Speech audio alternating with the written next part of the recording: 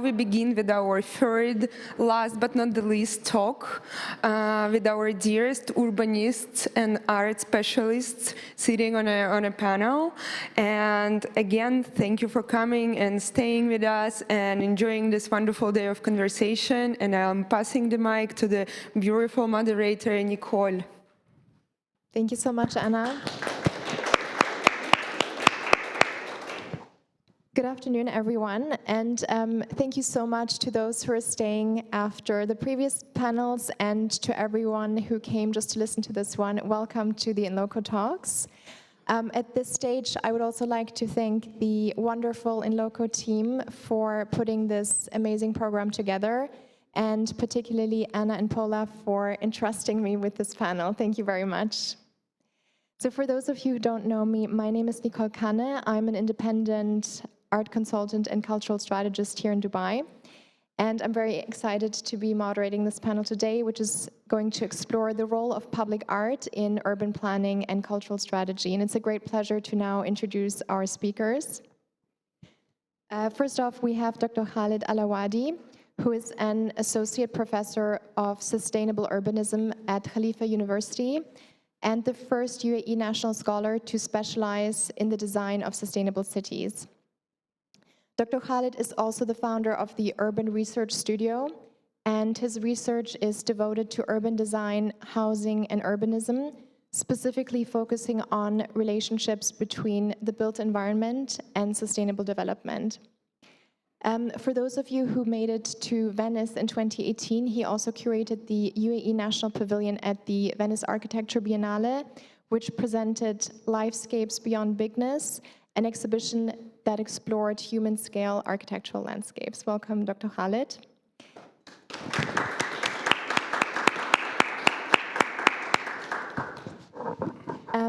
Then we have Dr. Ahmed Mulla, who's actually a former student of Dr. Khaled, which is great. Dr. Ahmed is an urban planner, architect, and strategist, and the co-founder of ARKAT, an Emirati urban planning studio dedicated to transforming urban spaces into dynamic, sustainable, and inclusive environments. Dr. Ahmed leads ARKAT's mission to prioritize people in urban development, focusing on context-driven and evidence-based practices. ARKAT's work encompasses urban planning advisory, master planning, community design, and collaborative research, aiming to create cities that celebrate diversity and foster community engagement. And last but not least, we have Xenia Zobova, who is a cultural producer with over a decade of experience in public art and therapeutic urbanism. Xenia was formerly the head of development, programming, and communications at the St. Petersburg Street Art Museum, where she facilitated collaborations with leading international artists and urban art researchers. She currently works as deputy director at Nouveau Bureau, where she contributes to the creation and implementation of public art strategies that integrate contemporary artistic practice with local cultural contexts. Welcome, all three of you. Thank you.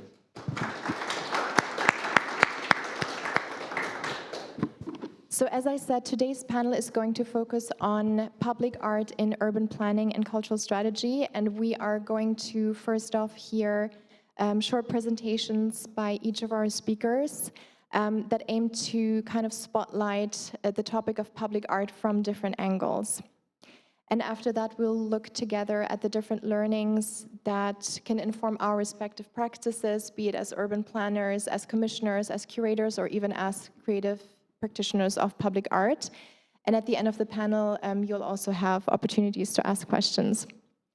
Now, before we start the presentations, I would actually like to start with a quick warm-up question to get us all thinking about the topic, which is, in 10 words or less, why do we need public art at all, and why is it more than just a decorative add-on? And while our panelists think about their respective answers, I would actually love for the audience to also think about their answer to this question And if you don't have any questions for me at the end of the panel, I'm going to pick random audience members to answer this. So you better have an answer ready for me. So again, in 10 words or less, why do we need public art at all? Why is it more than just a decorative add-on? And I'm going to start with Xenia. Good evening, everyone in this room. It's a pleasure to be here today. I'm really impressed by the amount of speakers at the conference, and it's just an amazing opportunity to speak about public art in Dubai. So answering your question, Nicole, I think public art, at least it initiates a question why it's here. I mean, when you kind of meet public art object, you already think about it because you can't miss it. Sometimes it's too big to miss. So public art should aim to humanize built environment, to try to tell personal stories, to try to kind of create the link between, in the dialogue between places and people. So my answer would be it's a way of kind of a dialogue between environment and human. Beautiful, thank you. Dr. Khaled? Yeah, thanks for the invitation and for all the introduction. I mean, I'll keep it simple and easy. For me, it's more about community engagement, like interaction between people and place. So keep it, I mean, we can discuss this later more, and I like to see public art more as an informal practice than a formal practice. We can discuss this later. Brilliant. And Dr. Ahmed? In 10 words or less, I think I'd say public art is not decoration. It's actually city making. It shapes identity, belonging, comfort. So it's definitely not an add-on, but a core infrastructure layer in your city. Thank you. So we can now move on to the presentations. Starting with Dr. Khaled. We have.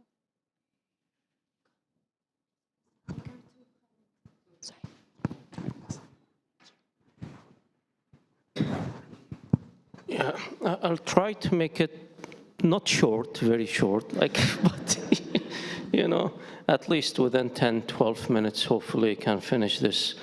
So not necessarily about art, but I think after the presentation, you can make the connection. So I will leave it to you to make the connection. Today, we're going to talk about alleys from a regional and local perspectives. Alleys like Sikka, we call it Sikka here in the UAE.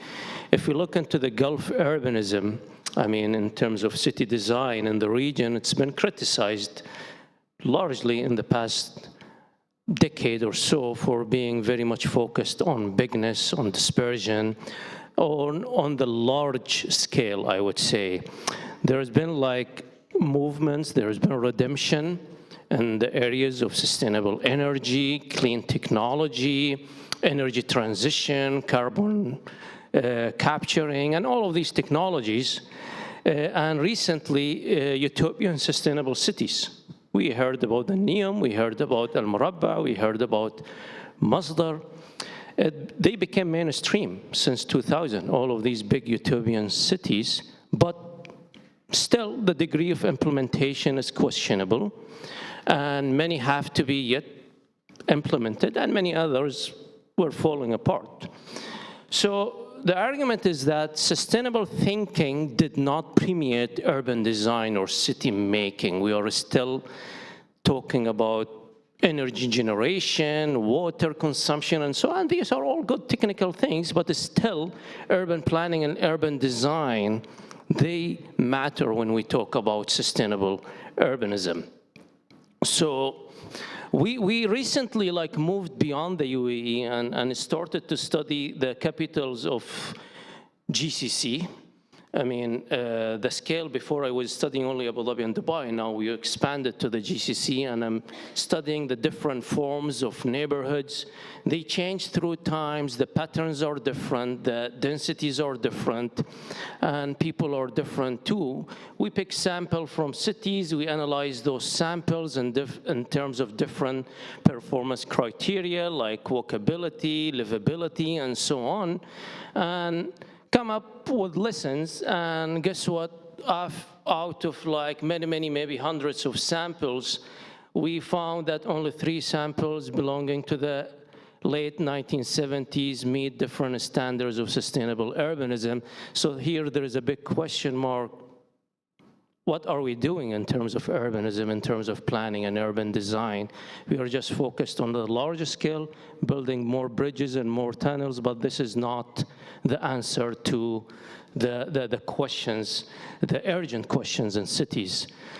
So that's a typical like progression of forms. This is like a kind of contrasting urbanism between an old and new suburban neighborhood. We do studies land uses also and contrasting, and we go all the way to the scale of the human, to the street, and study also the architectural elements and so on. So, and the details and many of these actually do not exist. This door exists, that's a 50 years old, and it's the original door actually. Yeah, and we do like study all of these details, but this what happened, like infinite suburbs, like the construction of big suburbs on empty lands, like as you see, you see the desert landscapes being occupied with urbanism. And bigness, of course, the high rises and the mega scale. So as I said, the human scale, many of these neighborhoods with their rich architectural details do not exist. This is one of the neighborhood that, do you know where is the Coca-Cola Arena? So that's exactly that neighborhood is. And the question is not about gentrification is good or not, but the question is what to save in the next years in terms of architectural heritage. And today we are going to particularly focus on alleys, what happened in alleys. Alleys are not just, and if you look into the literature of urban design, alleys were not defined as part of the literature, as part of urban form. Streets, open spaces, landscape, urban blocks were always in the definition of urban form, but not alleys. And we introduced that definition in 2019, that alleys should be included in the definition of urban form because they are really large in scale, not large in scale in terms of quantity, in terms of length too, especially in the UAE. We started with the UAE, documenting many alleys in Abu Dhabi and Dubai. And by the way, this is a continuation of the work that I did in 2018 at the Ben Ali. Laila will be thrilled to hear that, And you can see all of these are places for community building. They are in different shapes and different colors. And we did an study literature review, and when we see alleys, we always see community engagement, community dynamics. So alleys are connected with either resilience or community dynamics or community engagement. We mapped all of those alleys. For example, if you look into this part of Dubai, you have almost total length of 130 kilometers of alley. That's a distance from Dubai to Abu Dhabi, almost. And they are liminal spaces, but they always come second in nature, after the streets. Streets always come first, alleys come next. So after studying Abu Dhabi and Dubai, said we have to go beyond and explore alleys around the world, and we picked 50 cities around the world. And from every city, for example, this is Cairo, we picked samples from each city and we mapped all the alleys, their attributes, their shapes, their patterns, because they do have patterns as streets. And we map them, and this is, for example, the street typology around the wards. These are the alleys, and alleys somehow they change the dynamics of the street in terms of the physical structure. They increase the intersections, they provide more connections for pedestrians, and so on. This, for example, the ratio of alleys in Cairo, for example, they are very much equivalent to streets, very much. So we are speaking of a massive infrastructural element that's not been really documented that much. And these are the ones in Abu Dhabi and Dubai. You can see the red are the alleys networks, and they are really intensive. And these are their shapes. As I said, they have shapes as streets: organic, straightforward, grid-based alleys, discontinuous alleys, looping alleys, and so on. We picked few studies. I don't want to go through the details, but we started to map the physical condition of those. This is one area in Abu Dhabi. We talked about the pavement, we talked about the landscaping, so we detailed every single detail, and we also narrated the stories of people claiming these alleys for everyday practices. This is, for example, one of the residents converted one alley to an urban agriculture place. This is also somehow works in a grocery store, in a mosque, and he claimed this alley is next to the mosque for urban agriculture too. So they are very dynamic, they are very intensive, and these are in the suburban neighborhoods. They do exist also in large scale. I'm just gonna go through the pictures fast so I meet this is Al Ghoz Dubai, very rich in terms of urban life, I would say. And it's one of the surviving neighborhoods in Dubai too. So you might find the old Al Ghoz now, but you might not find it in the future. And we mapped this area and we documented, we interviewed a lot of residents. Satwa, for example, is also a rich area with alleys, even like a small informal market that takes a place in an alley. So people are making their own place. They are claiming these. It's a bottom-up intervention. So it's becoming really future urbanism. What's the nature? All of these areas are really like somehow disappearing gradually. And I would say it like very simple. What's the future? Stray away from an excessive attachment to grandiosity or break from a pronounced weakness for monumental forms. I always say that. So focus on the small scale, focus on fine-grained urbanism. So this is one of the work that we did to wrap it up at the Inloco. We worked with Paula and Xenia and other folks in the room. So just converting an industrial place, and that door were crafted like, you know, and that was the outcome. A beautiful place like in an industrial area. That was one of the good experiences that we really had. I'm not advertising. That's my new book. Okay. It's not available a commercial. On Apple Books. Yeah. I think few people here in the room got a copy. Still, I did not do any book launch. I'm lazy a bit on these things, media stuff. But I promised to do one thing. And of course, Life Escape Beyond Bigness is there. That's for just to compare the scale, that's all. I mean, it's, you know, so it's a really good reference for urbanists and architects and planners in the region. And thank you.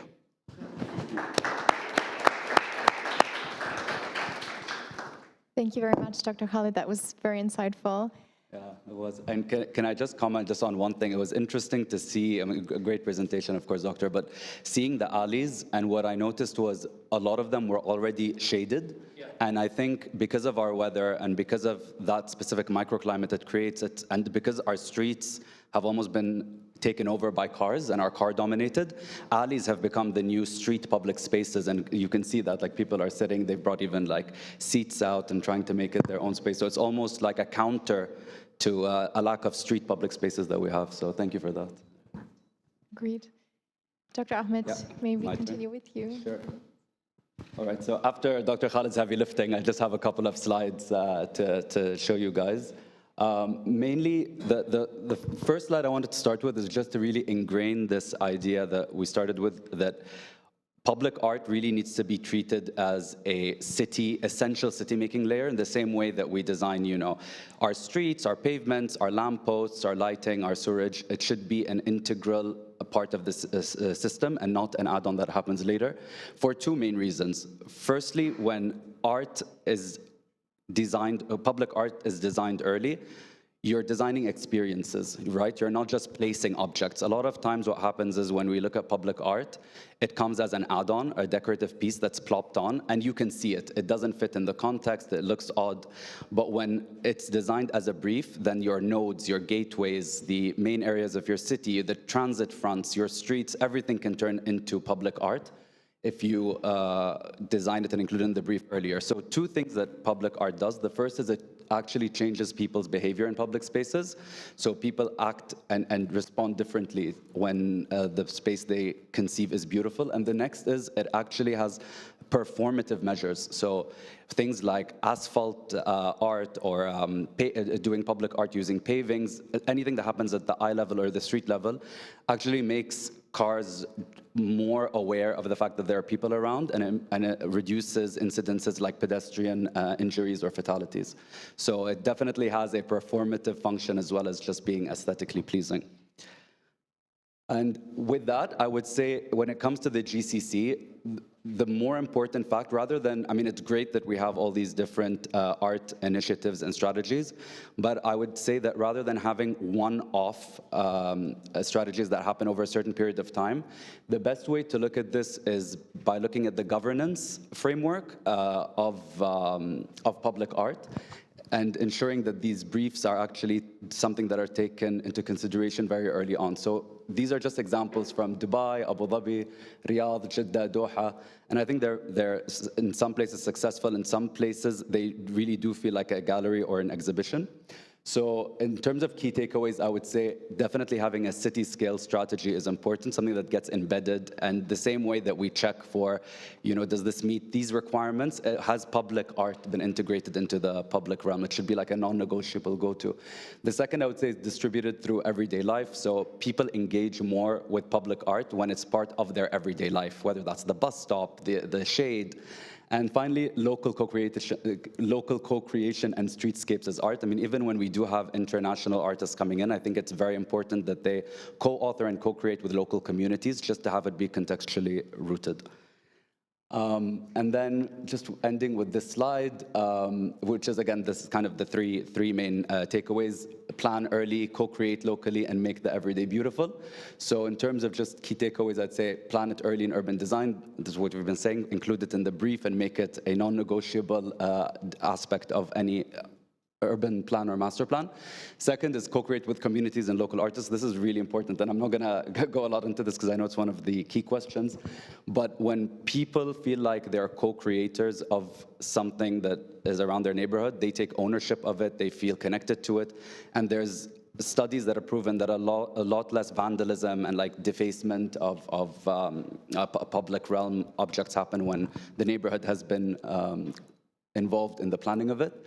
And lastly, turn everyday public art into urbanism rather than just being decorative stuff. Why can't, and especially if you think about our local climate here, I feel like a huge missed opportunity is actually taking microclimate cues as public art. So your shading could be public art, right?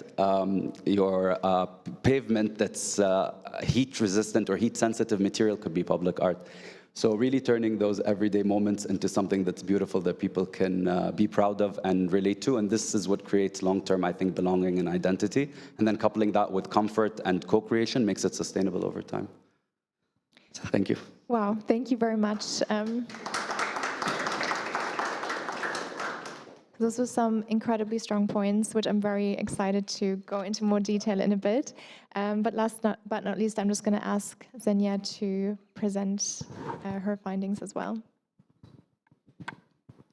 Okay, could you please open the presentation? Thank you. I'm representing the host of this event, the Inloco Initiative, as a cultural producer.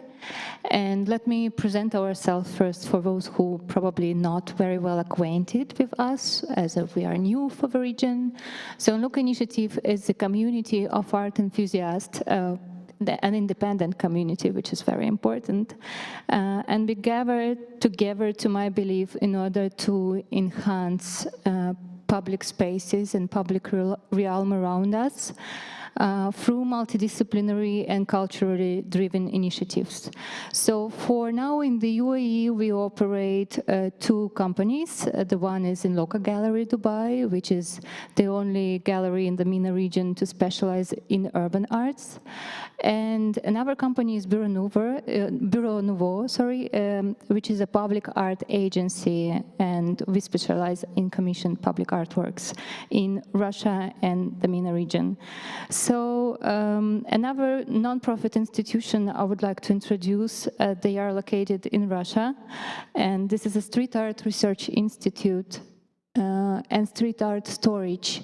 So they mainly kind of exist for publishing research and educational activities and provide kind of full understanding of urban art, street art, graffiti, which is always a mess for people. Usually in Russia, at least, street art is part of public art and public art is a part of street art, but these are completely different stories, I would say, and they should not kind of I think we should know what's that. So why do we do it?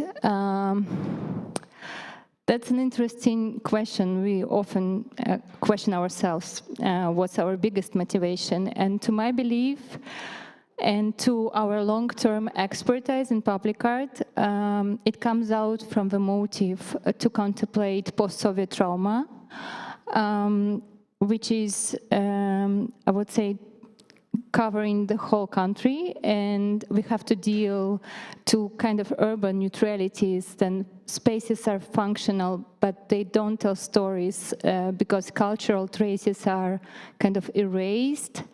And the monumental art, which is a cultural code of our country, is kind of in decay, at least after 90s. As well as the built environment, which is inherited by the Soviet Union, is kind of not inspiring. And little by little, we came up with some principles to rely on then implementing public art strategies. And we titled them Therapeutic Urbanism, which is mainly like a philosophical concept and practically based approach towards placemaking and public art making in public spaces. That understands the city mainly not as a built environment, but a space for collective memories and a space for like cultural and symbolic landscape more than the built environment.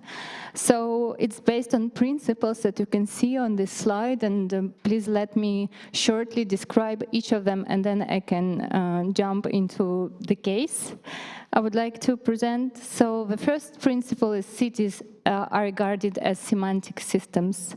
We believe that the city speaks to its residents and visitors in the language of signs and symbols.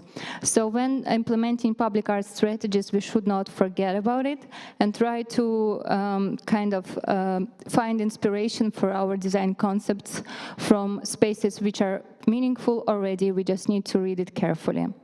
The second principle of therapeutic urbanism is balancing the ideal and the material. By the material, I mean the physical form of the city. So it's architecture, infrastructure, and urban design. And by the ideal, I mean kind of cultural and symbolic layers that are local lore, legends, stories, cultural memories, and what's the most important, like personal experiences of people, of residents in the city. So both poles are really, like, they are equally important. Some balancing between them is kind of a challenge for city makers. The third principle is embracing imperfection, but not erasing it. Therapeutic urbanism doesn't seek to kind of remove history of a place, but instead it works with what's already there, transforming imperfections into unique features while connecting them with contemporaneity, so old becomes quite new and inspiring. The fourth principle is knowing community needs, and I totally support Ahmed in his kind of, and of course Dr. Khaled in their desire to be connected to communities they belong to. So it's one of the principles. We believe that sustainable cities require sustainable communities and not only sustainable buildings, not to forget about it. And the aim is, also in our public art strategies, is to foster this emotional attachment to place and kind of strengthen personal bond.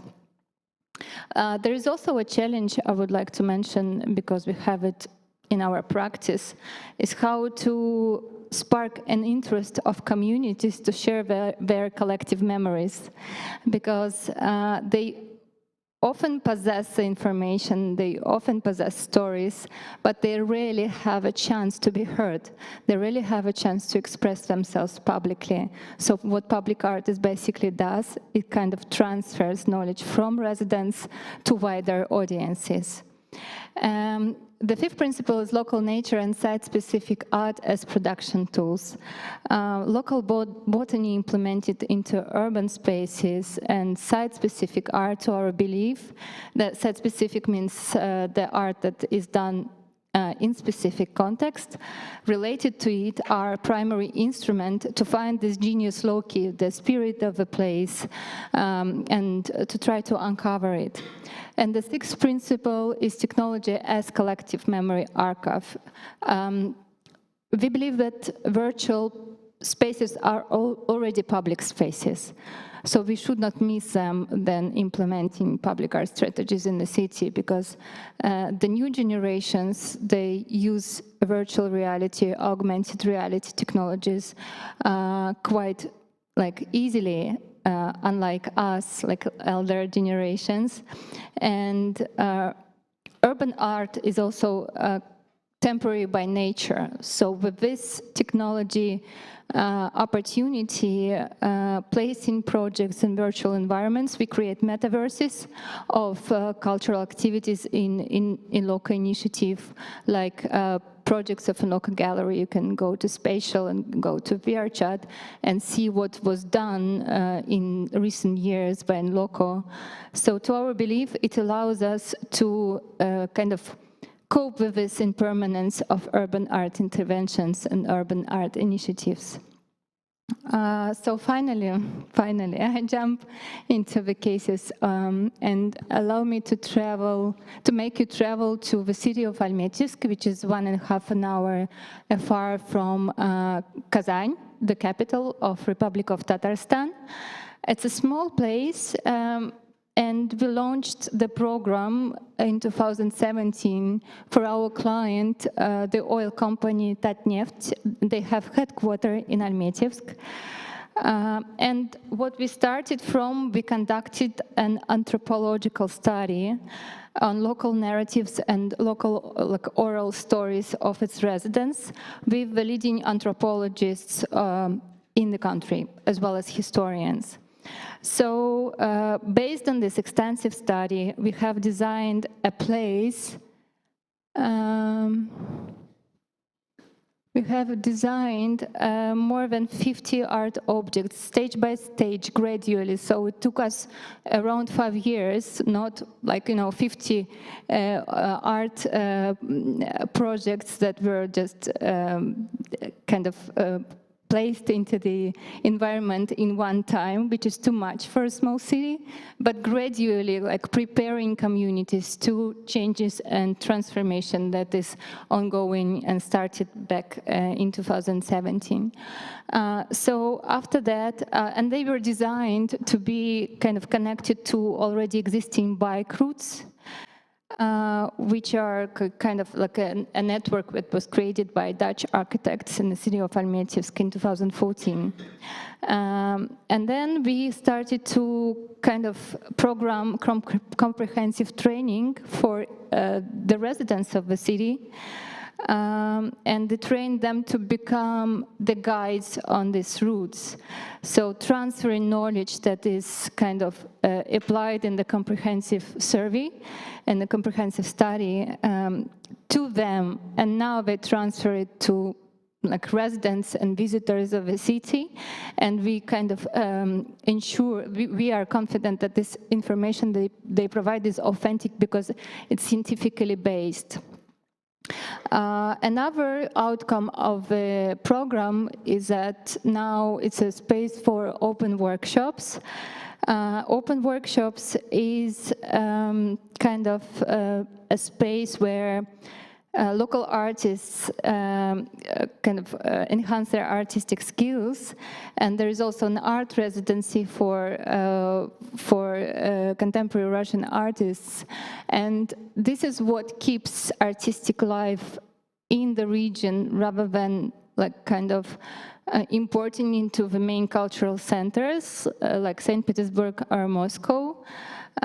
They have a space to create, and also what we have noticed, we are inspiring them to work with the local materials, so that's how kind of local culture is being safeguarded and preserved. And the last case I want to present before I finish is the industry garden. We are very proud of this example. It was set up on the premises of the operating boiler house in the center of the city as a response to residents' need for green parks and for skate park. So it now features murals on oil genesis, a laser installation, which is the only laser, like permanent laser installation in Russia. It works like it operates 365 days in a year. Every day it's the same time, so it's kind of enlightening the city in the evening. And also a place for like urban garden containing local plants and a skate park. It was developed on also on kind of public service we conducted before we started to design this project. And it united architects, landscape engineers, botany experts, and local riders. Its philosophy to bring nature back to the city while kind of keeping the industrial past of this place. So we don't erase history according to the principles of therapeutic urbanism, and even the asphalt, which covered the whole area of 8,000 square meters, so it's more than 1 hectare in size. It's still there. It just kind of found its other shape. Once our landscape engineer noticed tomato growing through the crack in asphalt, so he decided, instead of removing the asphalt, the bitumen, which could be like a big financial and ecological challenge, he decided to make more cracks and plant more seeds, so kind of nature take over the place which was industrial at that time. And now it's kind of a reference how nature and urbanism can peacefully coexist with each other and creating like connection to place. And I would like to finish, but first you can take a look at the next slide, which is the project that Dr. Alawad mentioned. It's a public art project in the heart of Alkus, close to Inloco Gallery space that we made back in 2014. Okay, thank you. Thanks.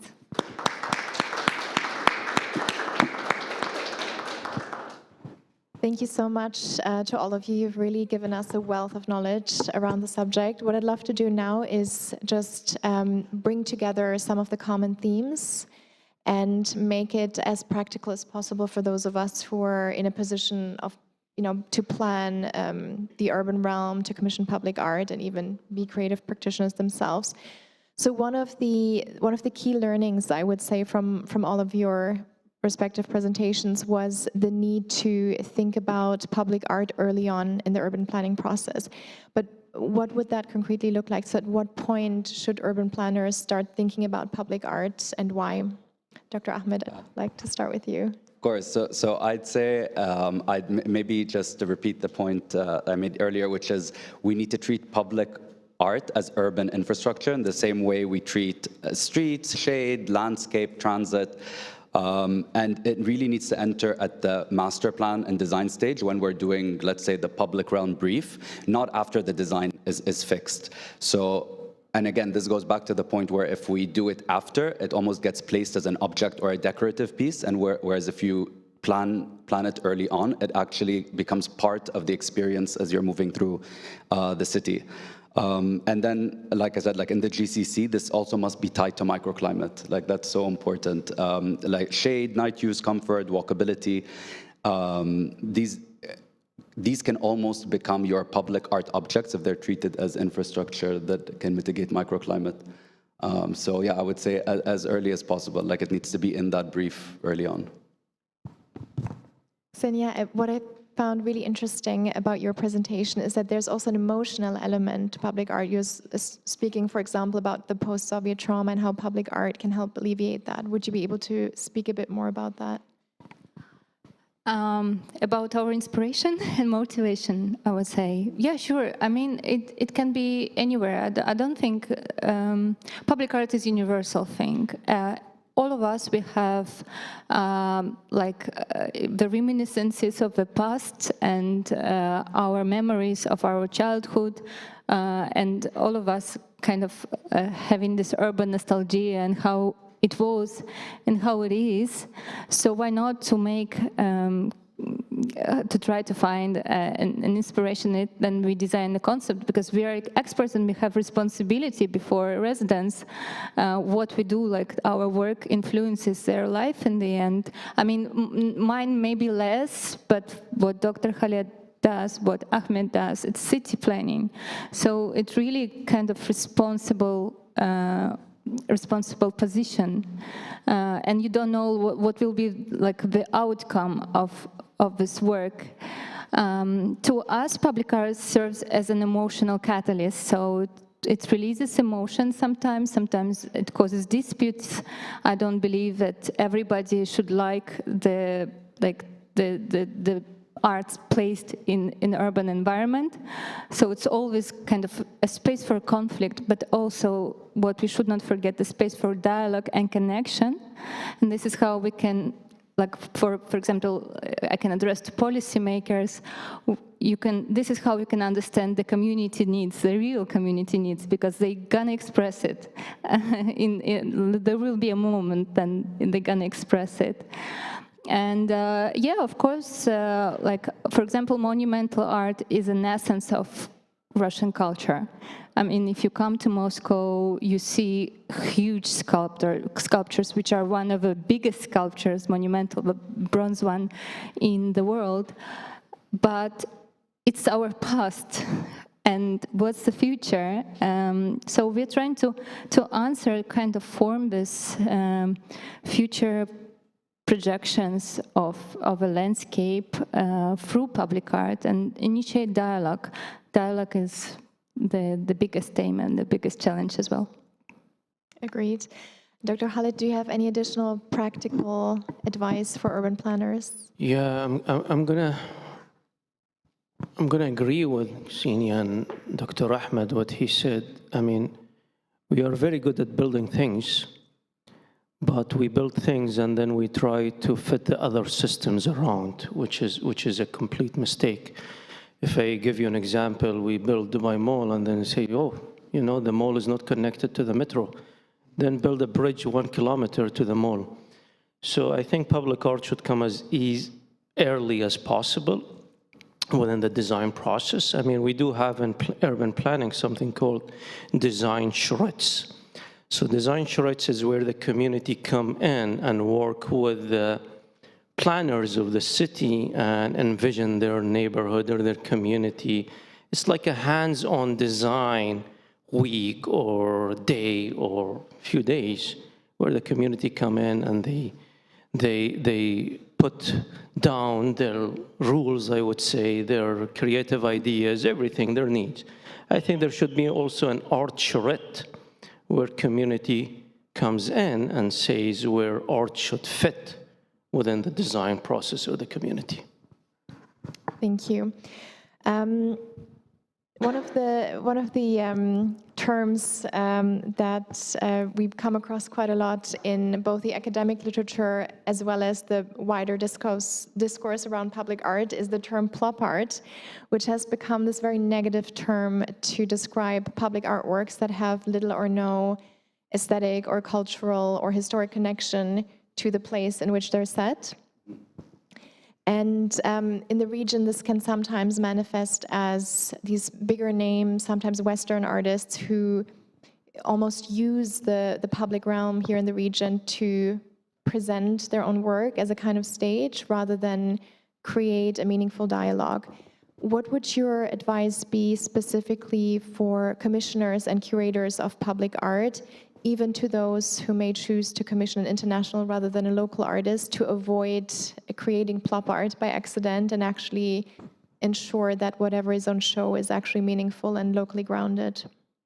A great question, by the way, because a lot of times context, especially in terms of public art, is sometimes just seen for the aesthetic. Like when you have heritage motifs, for example, they take the aesthetic look or visual look of it without really understanding how it works, which is more important. But I would say first, let's define what context means here. Context means culture, it means climate, it means everyday life.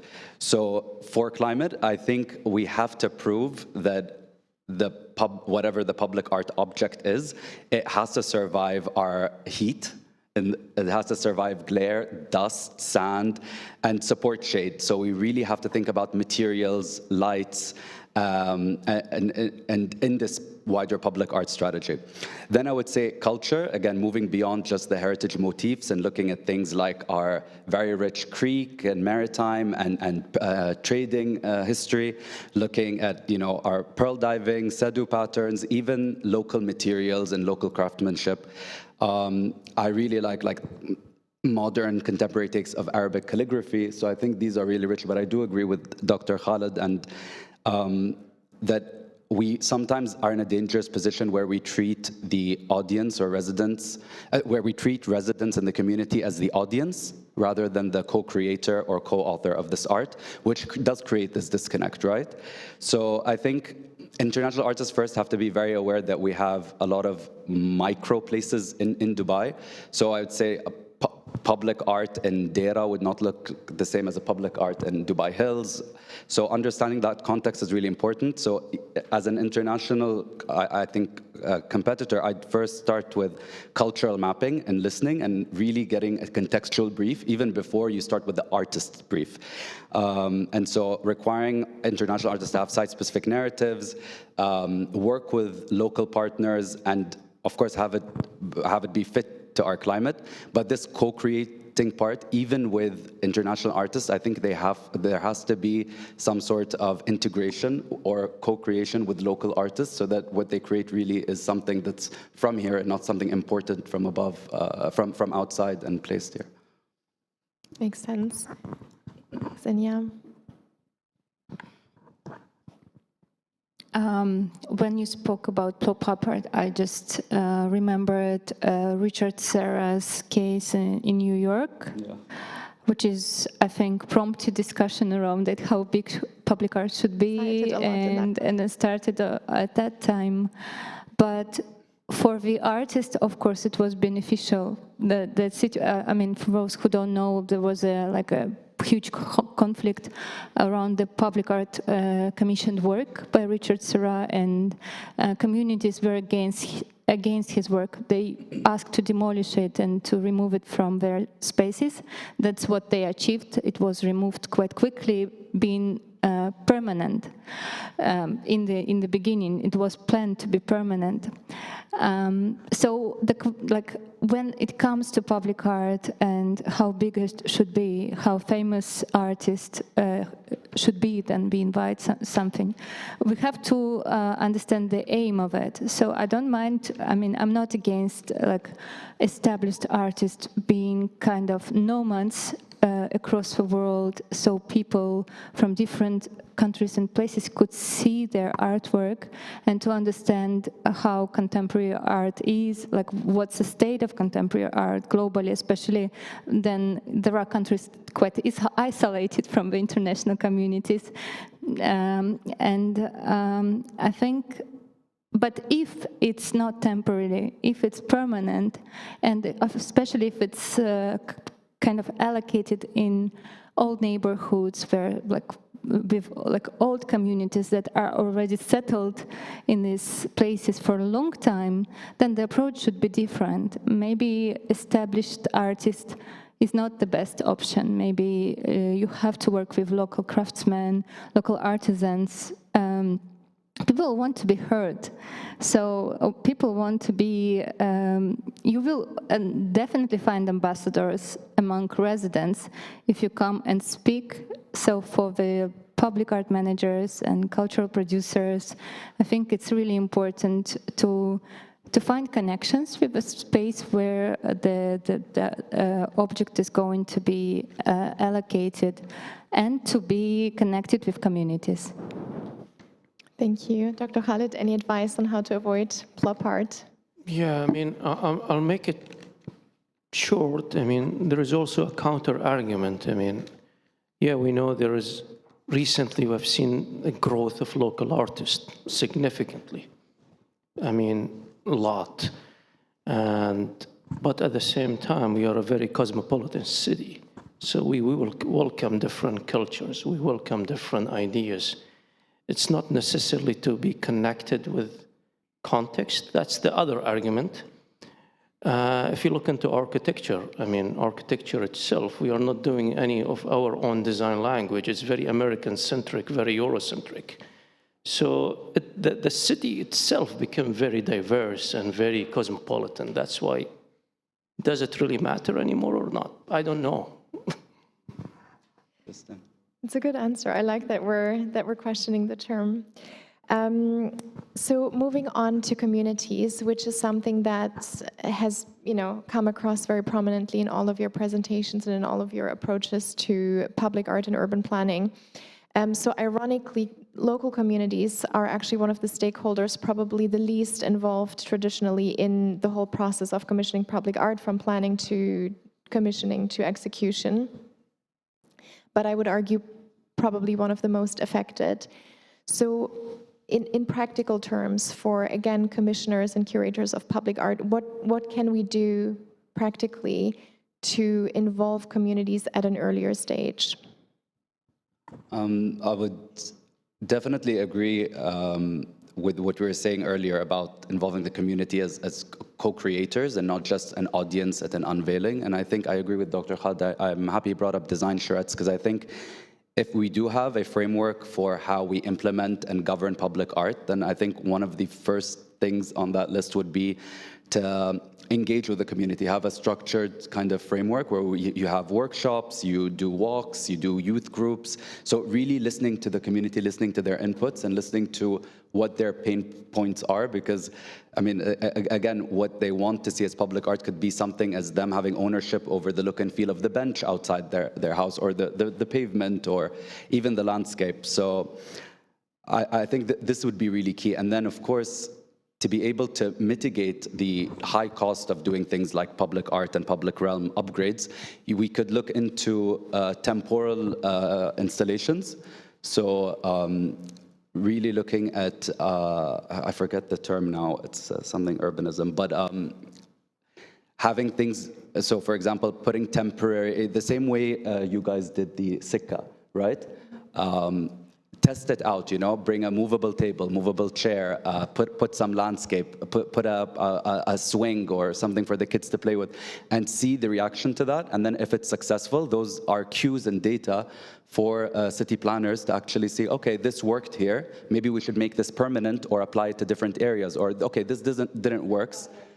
Exactly, absolutely. So that would be my advice. And then, of course, we have to focus on communities' participation to everyday infrastructure. So things that they touch, they feel, they experience on a day-to-day basis. Because I think like the most powerful public art we could have in any city, but in the GCC in particular, isn't hidden like in a DIFC or D3 plaza somewhere.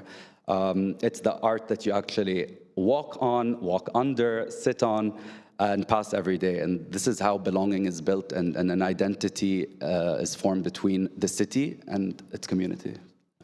And Dr. Khaled, from the SICA project specifically, were there any key takeaways on engaging communities early?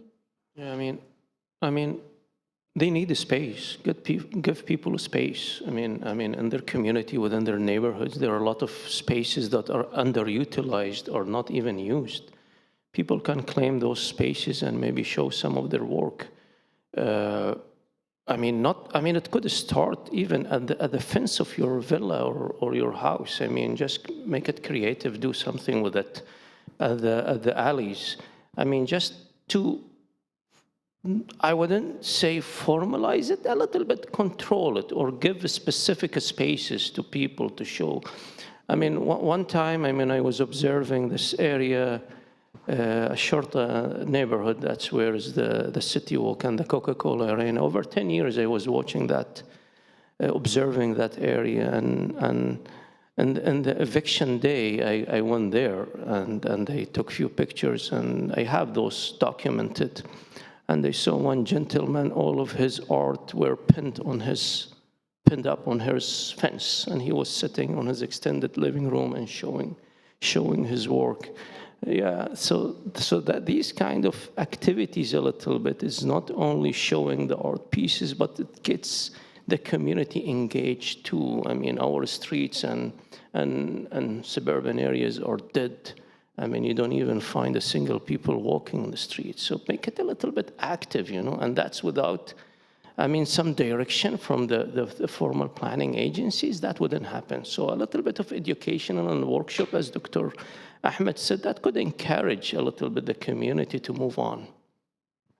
Thank you. Xenia?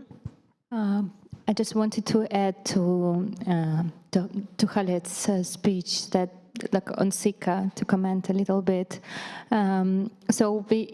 What we did, we used like tactical urbanism a bit. That's the word that which is not probably the thing which is like absolutely available in the UAE. It's still kind of regulated quite heavily what you can place in public spaces, what's not. Street art is not legal here, so it's also part of the cultural exploration and cultural understanding.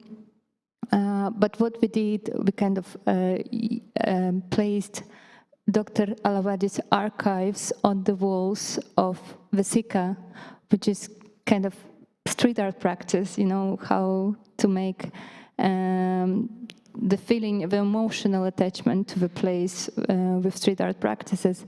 And it's like paper posters that are kind of infused into the fabric of a wall, and it looks fantastic, to be honest. These photographs that were made by Dr. Khaled Alawadi, to see it on the walls of a SICA he's studying is something that makes sense, I guess. Thank you so much. So I'm mindful of time, and I want to leave a little bit of time for questions from the audience. Do we have any questions? And remember, if you don't have any, I will ask you. Someone back there. Yeah, thank you, guys. Coming to the point of involving the community members in the urban art or public art, wherever you name it, you mentioned a very important word is practical solution. I want to speak about the city of Abu Dhabi, where a commissioning government agency wanted to do some public art murals in a certain neighborhood, and they wanted, to involve the community. Practically, the struggle, I don't know, where was it? Because they want to commission the work, they want to involve the community, but in the middle of the process, they said, we don't have the authority to engage, and how can we get there? Oh no, you have to go to the other government agency that their mandate to do these surveys and communicate with the community.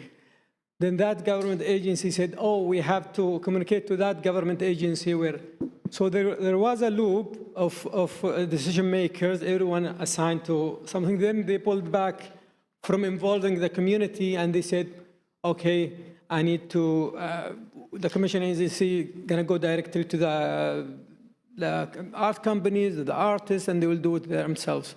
So it's very important to involve the community in the design process, but I've seen it firsthand because I work in the urban art and public art industry in Abu Dhabi, and I've seen it. The only thing I would say it's kind of community involvement is where we are painting some school murals, and we're gonna get the kids just to do the touch-ups and involved. But it's not getting the community involved in decision-making and the creative process. I didn't see it. So it's kind of complicated, but if you guys have any other solution that can help me maybe to propose it to my stakeholders. It's a great question. I mean, the only thing that comes to mind for me is not related directly to public art, but I did work in the Abu Dhabi government actually, and while I was there in the planning department, there was an example of 40 parks that opened in a neighborhood. This is called Al Falah in Abu Dhabi, and when the 40 parks opened, there was crazy amount of vandalism and people just trashing and destroying everything that were in the parks. And keep in mind, like, these were top of the notch, like specs that they introduced, but the community and the kids weren't having any of it. And then they realized that the issue was, when they talked to them, is that they realized simple things like, oh, there's a basketball court there, when really they wanted a football court. This type of swing they didn't like, they wanted that swing. So what the DMT did is they did a design or community charrette, brought people from the community, and not just kids, but people of all ages, even your senior citizens, your domestic workers, everyone that lives in the community, and just like gave them papers and said, imagine, like, if this were, you were designing this park, this was yours, what would you want in it? And it was such simple things, and I would say the changes that were implemented were maybe like 5 to 10% different than what it originally was, but the relationship between the community and the residents and this park and the playground shifted 180 degrees, where they almost became the police of the playground. Like, if other kids from other neighborhoods come and like throw something, they'd be like, no, clean it up. 100%, because they felt like they were, and they took responsibility and ownership of it, because they felt like they were really involved and that they were. So sometimes it's honestly just a matter of organizing workshops and speaking to them. I know the struggle of this bureaucracy in government entities, but I'm sure there must be a way, like, definitely. It did, yeah. So it was done through the DMT. It wasn't, we did, like, the DMT organized these design charrettes, and they're parks. They're not a community center. It's like a ring of parks around the center area of Al Falah. Yeah. Any other questions? Hiba? Thank you for the panel discussion. I do have a question around this notion of temporality in relation to public art.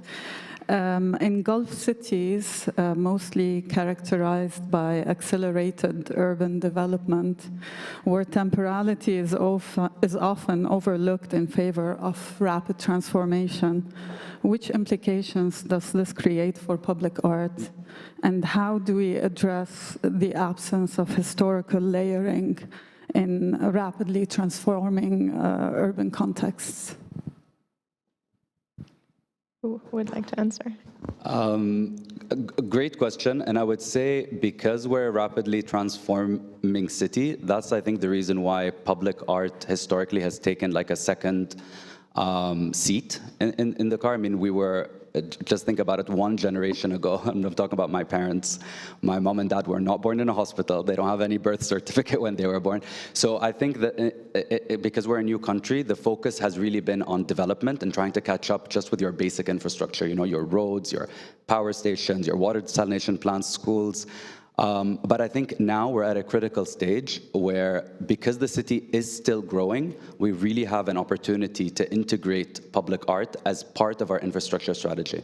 And I mean, I am glad to hear that in the past few days, I've read a lot of articles about like the Dubai Tunnel Initiative, where they're taking 18 tunnels over 3 phases and involving the community actually to create murals.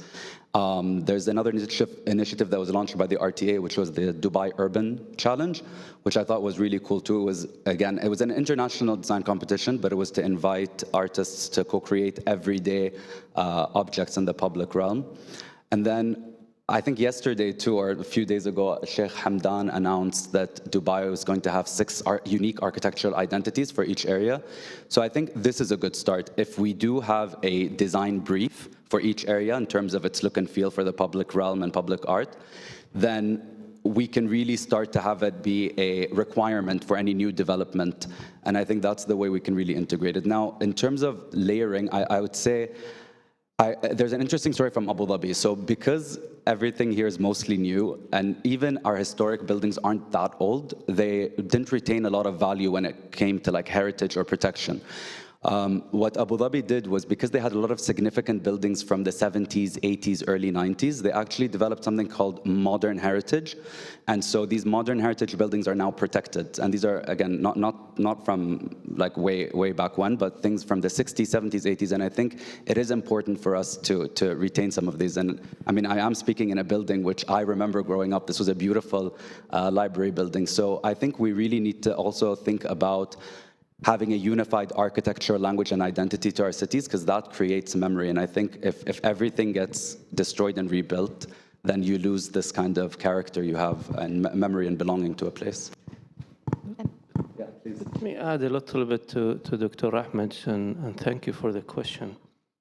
I mean, it's an emerging city, Dubai, Abu Dhabi, they are really emerging. We are at our infancy, I would say, when we talk about art, design, architecture, planning. So it's going to take time. I mean, so one question for me is always, I mean, why art is always formalized? I mean, if you want to see any art, you see it at the IFC. Then you have the Sikka venue. Then you have now Shandaga, Art Abu Dhabi, D3. Everything is formalized. Even that beautiful piece outside at the door for Luta is formalized here. So why don't you see these things at the community level and the public level? Like, you know, these are headings. I mean, who goes to the IFC? The intellectuals, the creative community, but not the regular community. So it needs to go back to the regular community. So that's my answer to your question. Thank you. Okay. Thank you so much. Thank you, Inloco, for putting together this like public art and urban planning dream team. So I'm going to use my presence here to ask a question. I've been in the public art scene as an artist for almost like 15 years or more. You know, born in Tunis and then traveling around the world and basing between Canada and US. And I founded in 2013 the first street art festival in Tunisia, and it was in a city that was so underdeveloped, and it was we can consider it the poorest city in the country. It was a big challenge, but I saw like the impact that street art and public art can have on a community.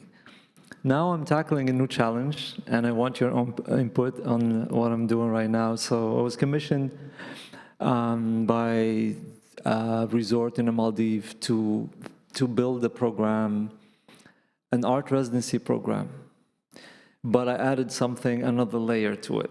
And literally, I want your input, Dr. Khaled and Dr. Ahmed, Xenia also, because she talked briefly about what they did in Almatyevsk in Russia. You guys... Karim was in Almaty. Yeah, I was there, and you literally have no idea about the impact. They totally transformed a city. Like literally, street art is in the core of that city, and they did an amazing work. And then, kind of, it's like now you can travel across the city like using a bike or whatever. Sorry for talking for so long. So my idea is this: we're putting together the one and only public island dedicated to public art in the Maldives. So it's a big challenge for me. I don't know what to expect. You know, artistically, I have the vision and whatever, but I don't know what to expect. How do you see things? Do you see this is going to be a success? Do you see it's going to drive attention? Do you see it's going to put emphasis on and add more tourism and whatever, knowing that the owners of the resort are like private people, like regular people. They're not like corporations or whatever. So as public art and urban planning experts, how do you see the impact of that? I was Short, and I will tell you, Ahmed, if you would like a co-curator or something, I can join you. Listen, I was sold after Maldives. But you know, I'm not a beachfront guy. Dr. Ahmed Al Mulla, he's the expert, and so he will get to that. You said Maldives, my eyes open. No, I would say great question. Short answer, yes, it will have an impact. It will definitely have a big impact. Like think of places like Al Ula, or even if we take like architecture as art, places like Bilbao, where having art become like a key or leading factor for visiting a place. So this can definitely happen. But I would say in your example, it's more of people traveling to see the art or for that specific art event, which is great. But my perspective, almost as an urban planner, is we want this to be integrated into everyday life and everyday infrastructure, rather than being like something that you have to travel to see and maybe is limited in terms of who can experience it. And I mean, without just going too political, but for example, this is not something that Maldivians themselves would experience probably, right? Mm-hmm. So then would community engagement even be useful at that point? I mean, I'm just thinking I think so. I think it's part of this. So the island is situated in the same atoll, which is the conglomerate of islands that are in the same as the capital, Mali. So basically, it's within a boat ride, 40 minutes. And this is exactly what we want to do, because it will be an art residency involving Maldivian artists and international artists. Cool. And then the museum will be the island itself. Okay. So we want to create this sort of traffic. So I know that it's a long-term vision, but you said something interesting, which is working with local Maldivian artists. So I think this would be the key. I think involving them early on, and maybe even people outside the art community to see maybe more hidden art motifs that we don't know about. So I would definitely say immerse yourself in there and see what kind of different art mediums they use. Yeah, hope I answered your question. Xenia, how do you see things? She gave you a whole framework. I'm listening. It's a free consultancy. Therapeutic urbanism is something to rely on its principles, but I also would like to add to Ahmed's. I totally agree with him that inviting the local artists can be very powerful tool, because artists are ambassadors of culture. So when they come and arrive, they are already kind of transferring culture to people, and then they move from place. It also comes to the question, if we need established artists from abroad to bring it to our countries to make. I think yes. I think everything is important, but to create this, fusion between artists, it doesn't really mean that you need just big names. Just try to kind of combine names, try to unify artists with experience, with no experience, and you also will have this side effect of artists, the local artists, will start to do good art. So at least we'll give it a try, and they will have, this aspiration and motivation. They're very talented and way more talented than what everyone thinks, because when you hear about the Maldives, you're like, hospitality. It's totally false. It's just like, the gold mine of like talents. Because of like the rarity of resources, they become super creative. So I hope these things go well. Maybe you guys will have the chance to visit as We'd love to. Guests. We're all coming. All of you guys? Okay, open invitation. We all coming after the panel. Thank you. Thank you. Do we have any other questions? No? More? One last one? I'm currently having a conversation with Dr. Khaled, but apart from that, something else that was spoken about in the talk was just this: how do you keep something that existed which contributes to identity, but move on and supplement that? And I'm going to reference Dr. Heba Izzat, who is basically, she's a sociology graduate, but she later on went into urbanism, and she speaks about Cairo in that way, wherein she talks about like how central Cairo, once upon a time, with all of its government and bureaucratic infrastructure, was a very bustling place, and how on Thursdays, which was the weekend, you would have people who would crowd over there. But that is no longer the case, because cities, these institutions are being moved outside. And it's just kind of like, the point is that a lot of cities these days are being designed with this perspective of having a very clear social divide, right? So when you have that, kind of foundation that pre-exists, then won't public art and street art be different for different regions? And would it necessarily be the uniting factor that you expect it to be as urban planners? That's probably what I'm asking. Any takers for this? Sure. If I can start, so I think, again, short answer, yes. Definitely each region should, the public art, and I would argue not even in the same city, but I would say over time it would change, but in the same city, I think different neighborhoods would have a different expression of public art because of the people that live there, right? I think any big city, Cairo definitely, but also a place like Dubai, like every neighborhood has kind of its own demographic mix and diversity, which makes it interesting. So I think naturally then the public art expression of that place would be different. Now, there are opportunities to kind of unify. Like I imagine like with the new policy that Sheikh Hamdan announced for the architectural identities for the 6 different zones in Dubai, they would have shared aspects like their probably street lamps, the benches, the bus stops. But I think now this is a great opportunity to involve the community and actually go and talk to people who live in these places to see how they'd want to express that.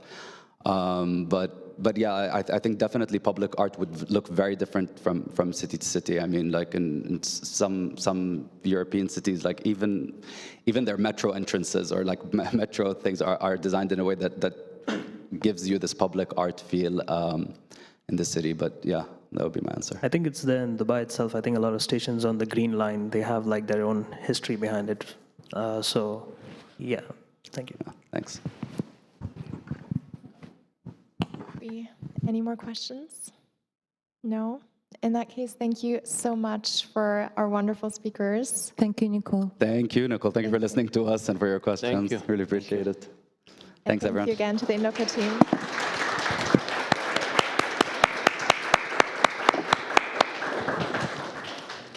I'll do a very small closing remark, not formal. Thank you all for coming. It was an amazing day.